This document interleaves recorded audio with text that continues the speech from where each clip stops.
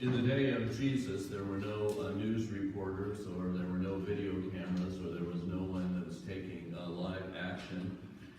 And so the story we have about Jesus are the stories that are recorded from eyewitnesses who were with Jesus, who saw things happen, who were there. And so today, for our gospel, we're going to tell the Passion story from the Gospel of Mark. And consider us to be 5 witnesses who were at these events. And we are sharing with Mark and with you the events that took place leading up to and including Jesus' crucifixion. So this is the Passion story according to the Gospel of Mark.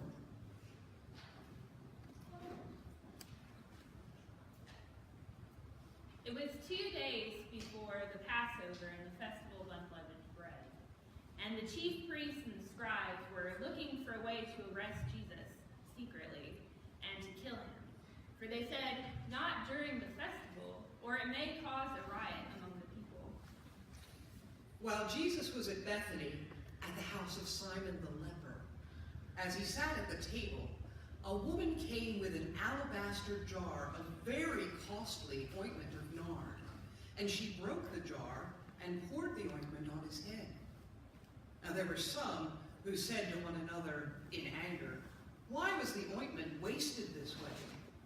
That ointment could have been sold for more than 300 denarii, and the money given to the poor." And they scolded her. But Jesus said, "Leave her alone. Why do you trouble her? She has performed a great service for me. You will always have the poor with you, and you can show them kindness whenever you wish, but you will not always have me. She has done what she could. She has anointed my body beforehand for its burial. Truly I tell you, whenever the gospel is proclaimed to the whole world, what she has done will be told in remembrance of her." Then Judas Iscariot, who was one of the 12, went to the chief priests in order to betray Jesus. When they heard this, they were greatly pleased, and they offered him money. So Judas began to look for an opportunity to betray Jesus. On the first day of the Festival of Unleavened Bread, when the Passover lamb was sacrificed, Jesus' disciples went to him, and they said, "Where should we prepare the Passover meal?" So he sent 2 of them into the city, saying, "Go into the city, and there you will meet a man carrying a jug of water. Follow him, and wherever he enters, say to the master of the house, 'The teacher asks, where is my guest room, where I may enjoy the Passover meal with my disciples? He will show you a large room, furnished and ready. Make your preparations there.' So the disciples left, and they went into the city.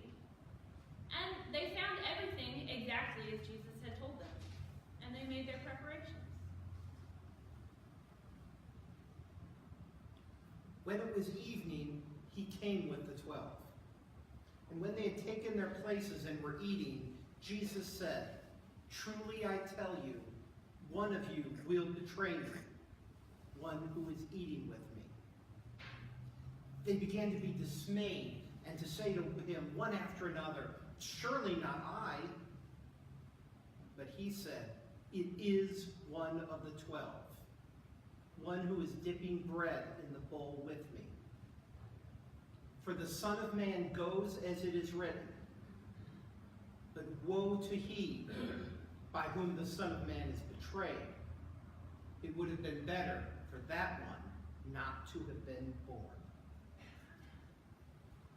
And while they were eating, Jesus took a loaf of bread, and after blessing it, he broke it and gave it to them and said, "Take, this is my body."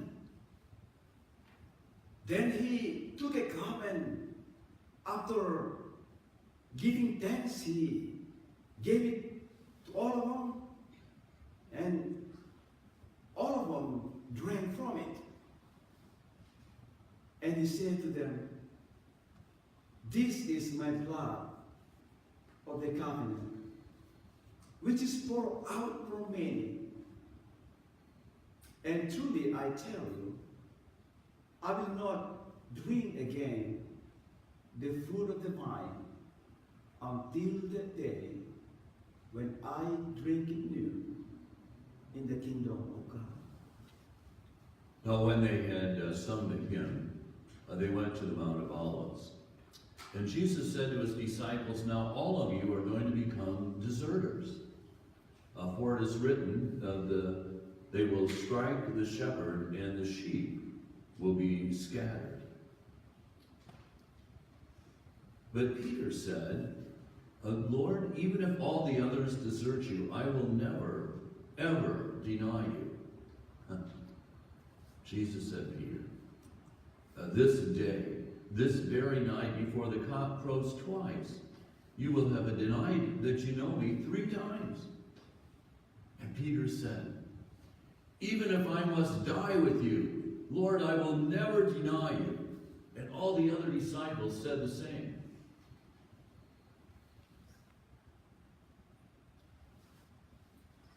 And they went to a place called Gethsemane. So Jesus said to his disciples, "Sit here while I pray." Then he took with him Peter, James, and John. And Jesus began to be distressed and agitated. And he said to them, "I am deeply grieved, even to death. So remain here while I pray." So he went further and threw himself on the ground. And he prayed that if it were possible, that this hour may be taken away from him. And he prayed, "Abba, Father, for you all things are possible. Please remove these chapels from me. And yet, not what I want, but what you want." Then he came and found them sleeping. And Jesus said to Peter, "Simon, are you asleep? Could you not keep awake an hour? Keep awake and pray, that you may not fall into the time of temptation. For the spirit is willing, but the flesh is weak." Then again he went away and prayed, saying the same words.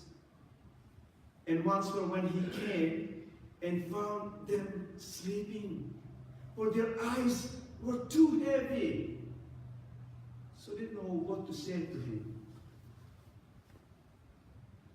And the third time, he came and said, "Enough!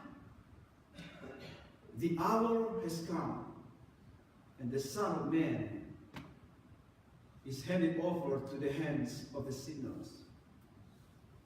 So get up and let's go in, for my betrayer is at hand." Immediately, while Judas was still speaking, Judas, one of the 12, arrived, and with him there was a crowd with swords and clubs. Now the betrayer had given them a sign. He said, "The one I kiss is Jesus. Arrest him and lead him away under guard." So when Judas came, he went up to Jesus and said, "Rabbi," and kissed him. And they laid hands on him and arrested him. But one of those who stood near drew his sword and struck the slave of the high priest, cutting off his ear. Then Jesus said, "Have you come out with swords and clubs to arrest me as if I were a bandit? Day after day I was in the temple teaching, and you did not arrest me then. But let the scriptures be fulfilled. And everyone deserted him and fled. There was a certain young man who was following him, wearing nothing but a linen cloth. They caught hold of him, and he ran off naked. And then they took Jesus to the high priest. And the chief priests and the scribes and the elders all assembled. And Peter had followed at a distance and went right into the courtyard of the high priest and was with the guards sitting there warming himself by the fire. Now the chief priests and the council were looking for testimony so that they could put Jesus to death. But they found none. Oh, there were many who came and gave false testimony, but none of their testimony agreed. Well, there were some that said, hey, we heard him say that he would destroy the temple built with hands, and then in 3 days rebuild the temple with no hands. But even their testimony did not agree. And so the high priest asked Jesus, so do you not have anything to say? Do you not hear the testimony they bring against you? But Jesus was silent. So the high priest came to him and said, are you the Messiah, the Son of the Blessed One? And Jesus said, I am. And you will see the Son of Man sitting at the right hand of power and coming on the clouds of heaven. And with that, the high priest tore his clothes and said, we have all heard his blasphemy. Do we need still any other testimony or witnesses? You have heard it all. What do you say? What is your decision? And they all decided, according to the law, to put him to death. And they began to spit on him and to strike him, and they blindfolded him. And they cried out, oh, prophesy, prophesy. And the guards took him over and beat him. Now while Peter was in the courtyard, one of the servant girls of the high priest came by, and upon seeing him warming himself, said to him, you were with the man Jesus, the one from Nazareth. But he denied it, saying, I do not know what you're talking about. At that moment, the cock crowed. And the servant girl, upon seeing him again, said, he's one of them. And again, Peter denied it. Later still, the bystanders saw him and said, surely this man is with him, for he was a Galilean. But Peter cursed, and he swore an oath. I do not know this man you are talking about. At that moment, the cock crowed for the second time. Then Peter remembered what Jesus had said to him, that before the cock crows twice, you will deny me 3 times. And Peter broke down, and he wept. As soon as it was morning, the chief priests held a consultation with the elders and scribes and the whole council. And they bound Jesus, and they led him away, and they handed him over to Pilate. And Pilate asked him, are you the king of the Jews? And Jesus answered, you say so. So then the chief priests began to make all sorts of accusations against Jesus. And Pilate asked Jesus again, do you have nothing else to say? Do you not see all these charges they lay against you? But Jesus said nothing else. And so Pilate was Now, at that festival, Pilate had used to release for them a prisoner, one for whom they asked. And there was a man named Barabbas who had been arrested with the rebels who had committed murder during the insurrection. And as the crowd gathered, they asked Pilate to do what was his custom. And so Pilate said, "So would you wish for me to release to you the king of the Jews?" For he knew that it was out of jealousy that the chief priest had handed him over. And the chief priest incited the crowd to ask for Barabbas instead. And Pilate said, "Well, what should I do with the king of the Jews?" And they said, "Crucify him." And he said, what evil has he done? And they shouted out even the more, "Crucify him." And so wanting to satisfy the crowd, Pilate released for them Barabbas, and then after having Jesus flogged, he handed him over to be crucified. Then the soldiers led Jesus out into the courtyard of the palace, and they called together the whole cohort. And they clothed him in a purple cloak, and after twisting thorns into a crown, they laid it on his head. And they began saluting him, saying, "Hail, King of the Jews!" And they struck his head with a reed, and they spat on him, and they knelt down in homage to him. And after they mocked him, they stripped him of the purple cloak, put his own clothes back on him, and led him out to crucify him.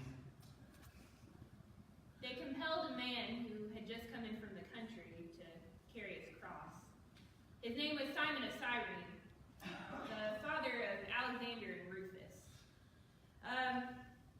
And then they took him to the place called Golgotha, which is also called the place of the skull. And they offered Jesus wine mixed with myrrh, but he didn't take it.